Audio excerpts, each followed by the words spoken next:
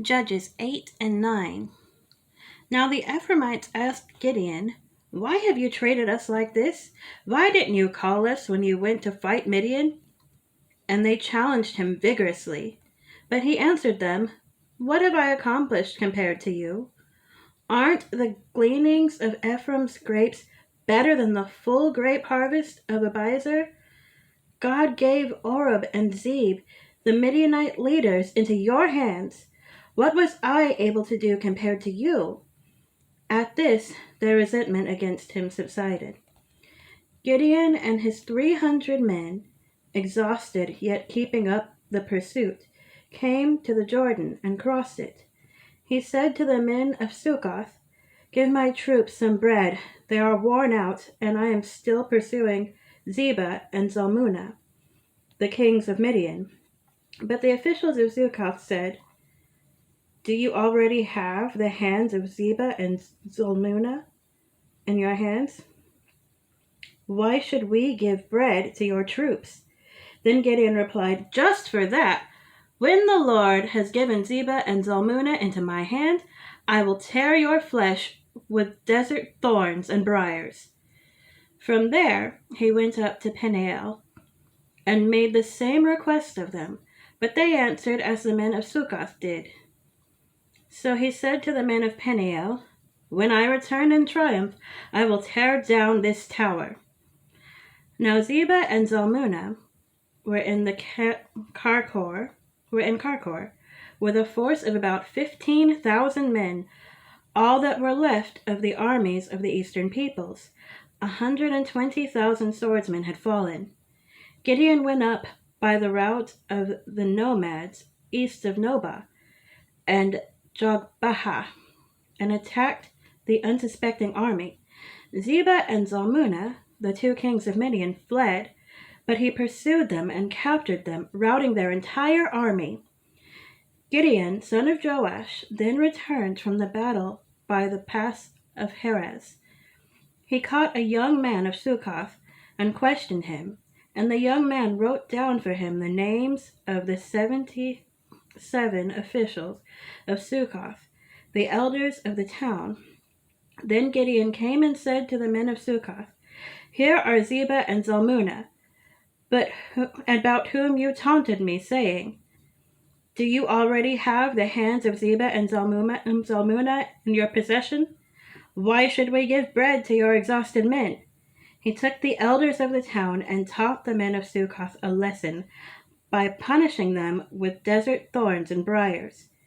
He also pulled down the tower of Peniel and killed the men of the town. Then he asked Zebah and Zalmunna, "What kind of men did you kill at Tabor?" "Men like you," they answered, "each one with the bearing of a prince." Gideon replied, "Those were my brothers, the sons of my own mother.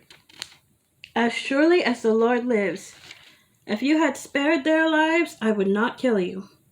Turning to Jether, his oldest son, he said, "Kill them." But Jether did not draw his sword because he was only a boy and was afraid.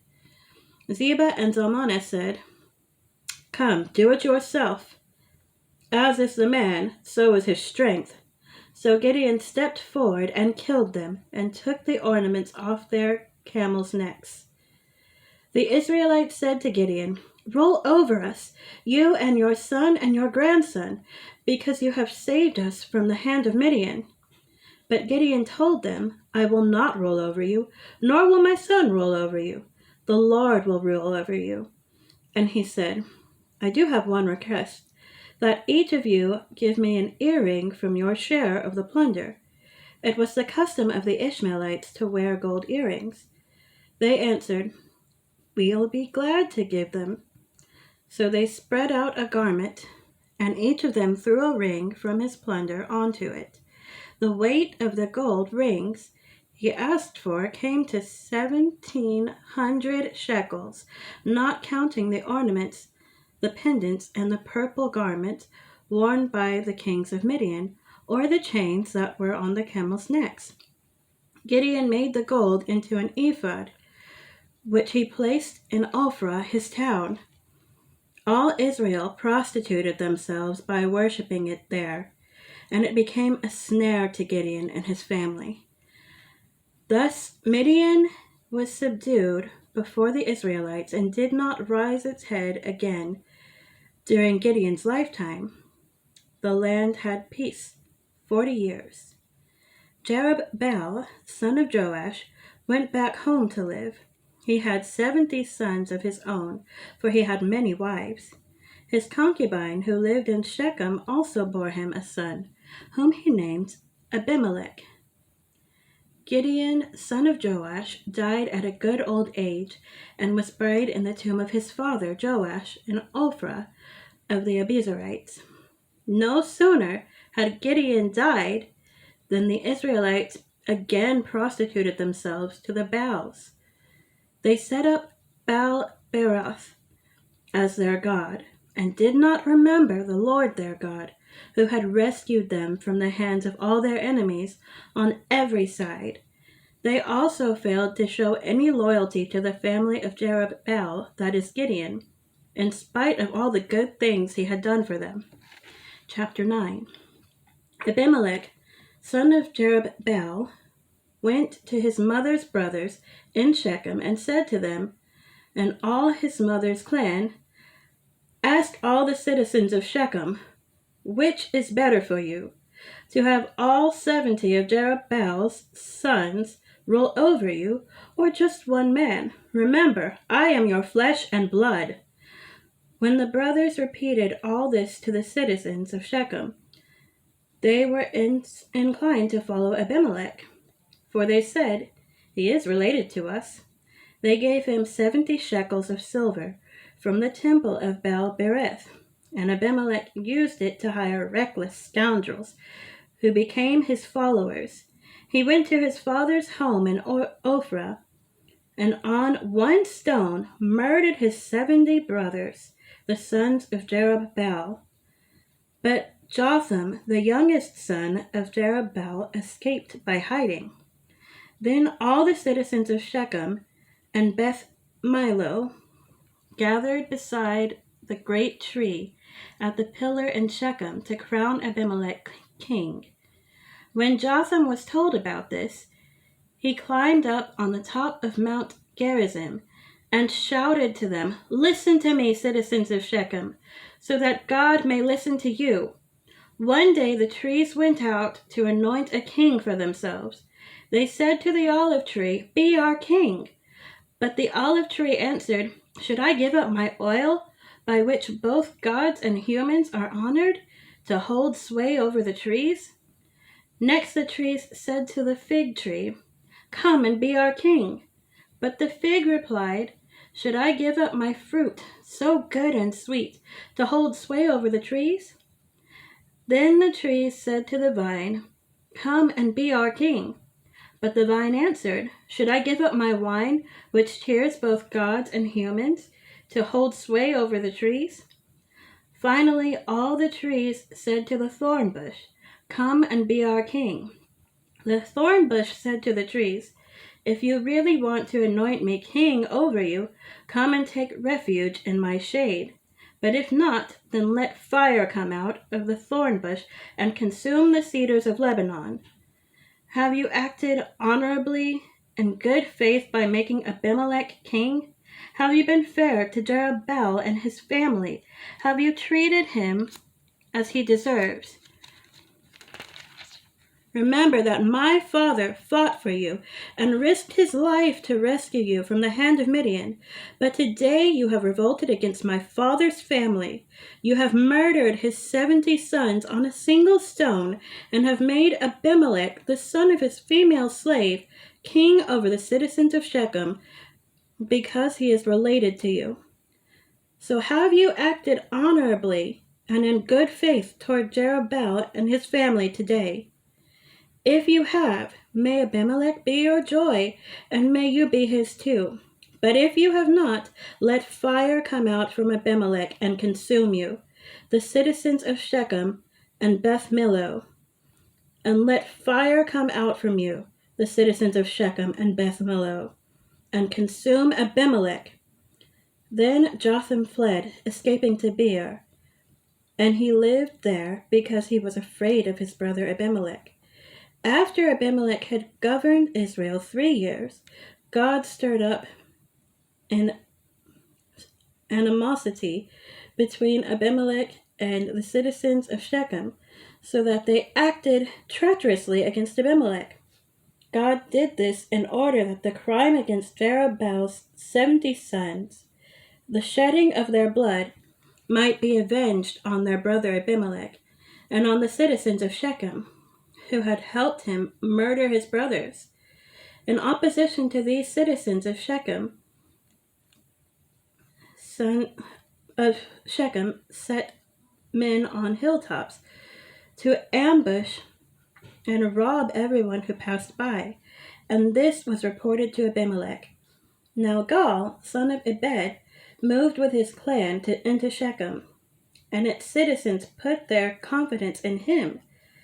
After they had gone on into the fields and gathered the grapes and trodden them, they held a festival in the temple of their God. While they were eating and drinking, they cursed Abimelech. Then Gaal, son of Ebed, said, "Who is Abimelech, and why should we Shechemites be subject to him? Isn't he Jerubaal's son, and isn't Zebul his deputy? Serve the family of Hamor, Shechem's father. Why should we serve Abimelech? If only this people were under my command, then I would get rid of him. I would say to Abimelech, call out your whole army." When Zebul, the governor of this city, heard what Gaal, son of Ebed, said, he was very angry. Under cover, he sent messengers to Abimelech, saying, "Gaal, son of Ebed, and his clan have come to Shechem and are stirring up the city against you. Now then, during the night, you and your men should come and lie in wait in the fields. In the morning at sunrise, advance against the city. When Gaal and his men come out against you, seize the opportunity to attack them." So Abimelech and all his troops set out by night and took up concealed positions near Shechem in 4 companies.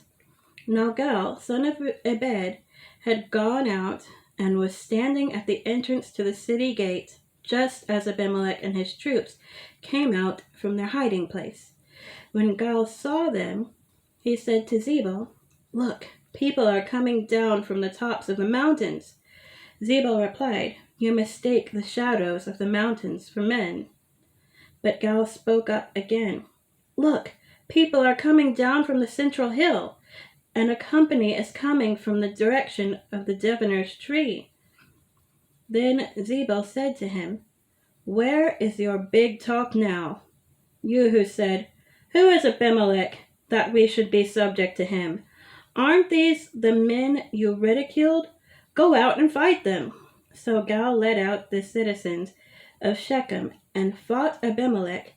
Abimelech chased him all the way to the entrance of the gate, and many were killed as they fled. Then Abimelech stayed in Arumah, and Zebul drove Gaal and his clan out of Shechem. The next day the people of Shechem went out to the fields, and this was reported to Abimelech. So he took his men, divided them into 3 companies, and set an ambush in the fields. When he saw the people coming out of the city, he rose to attack them. Abimelech and the companies with him rushed forward to a position at the entrance of the city gate. Then 2 companies attacked those in the fields and struck them down.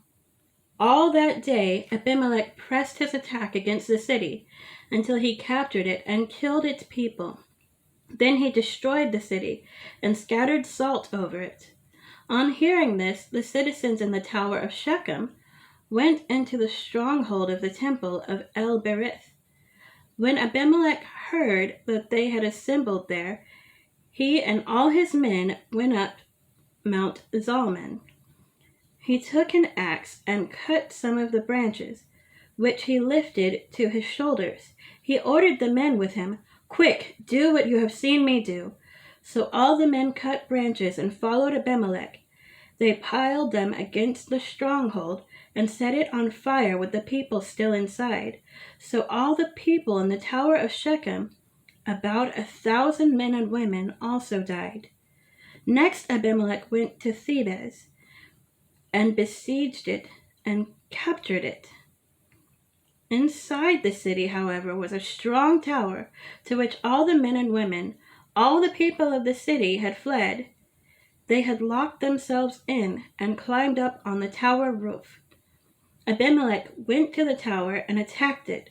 But as he approached the entrance to the tower to set it on fire, a woman dropped an upper millstone on his head and cracked his skull.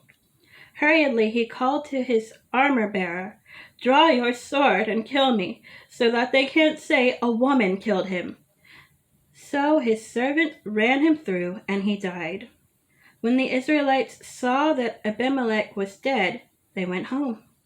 Thus God repaid the wickedness that Abimelech had done to his father by murdering his 70 sons.